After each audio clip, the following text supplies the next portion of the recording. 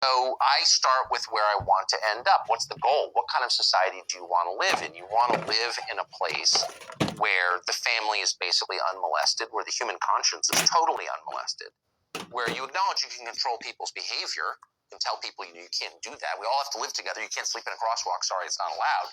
But what you never do is try to control or mandate what people believe.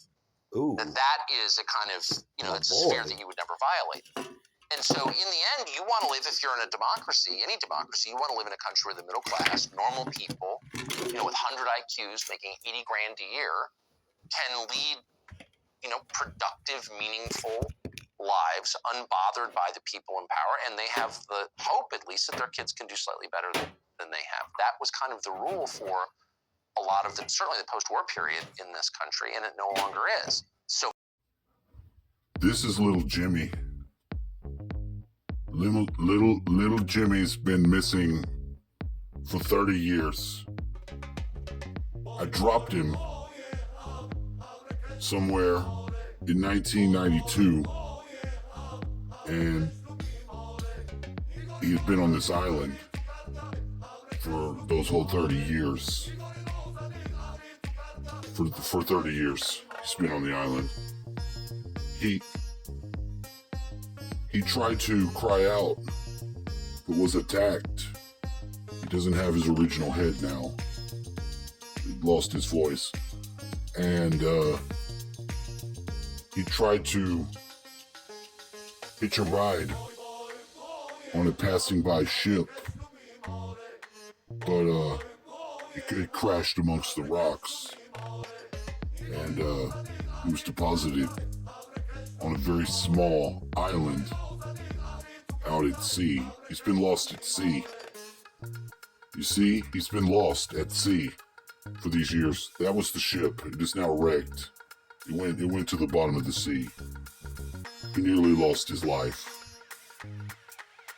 Little Jimmy found his way back home, though. He made his way back home.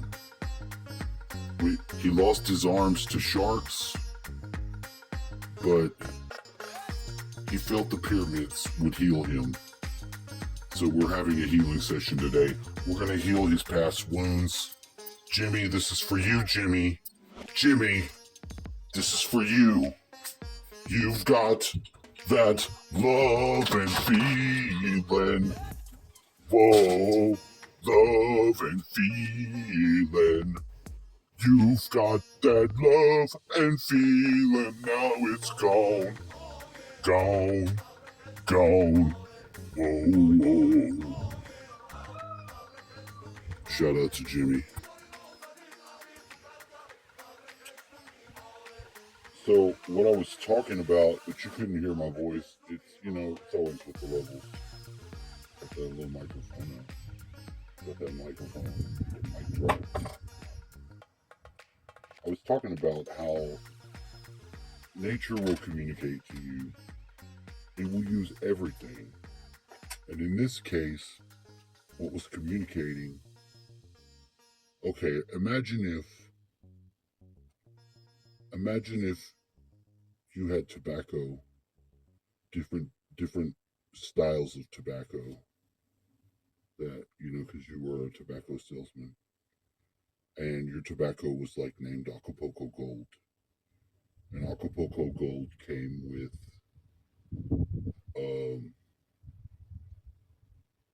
Jamaica Kush. 2 of them. So it'd be like saying something. Now in this case, imagine if Tobacco X, one of them is called, there's 2 football players, a father and a son. That were named Peyton, so it's called Peyton something. Is one tobacco, okay, all right. The other one is called Biscotti. Biscotti is an Italian piece of toast bread, crunchy bread.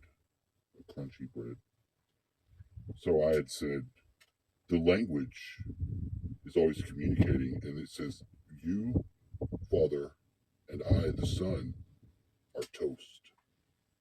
That's what it's saying. That's its message. He said, no, they just call they call the different tobaccos different things. They arbitrarily pick the name. I said, no, wrong. Just because right now I'm pointing it out, it's a message. And I told him the message. I told him what the message was. And he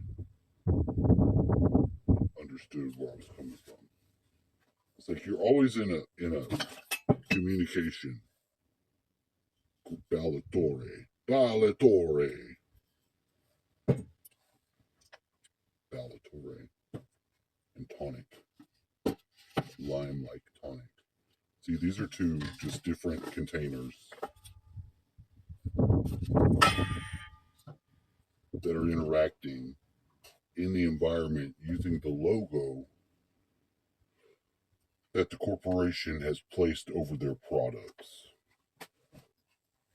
That's one kind of communication. Another kind of communication is like where at the front of the video, I saw it was episode 26, and the 26th path is the devil. The devil communicates things in a raw, primal manner. And that's kind of why the male and female, two different parts on the card, are chained to the altar. Because we're divided. We're divided from the different things that our language, that's why we have to have language to point out the different things that are divided so that we can have an understanding. That's the basis of it, that there is division and there is complexity and there is nomenclature within that division of different things are divided into different things that they express the qualities of. Water is wet. There are things that are wet in water. Fire is hot, expansive and bright.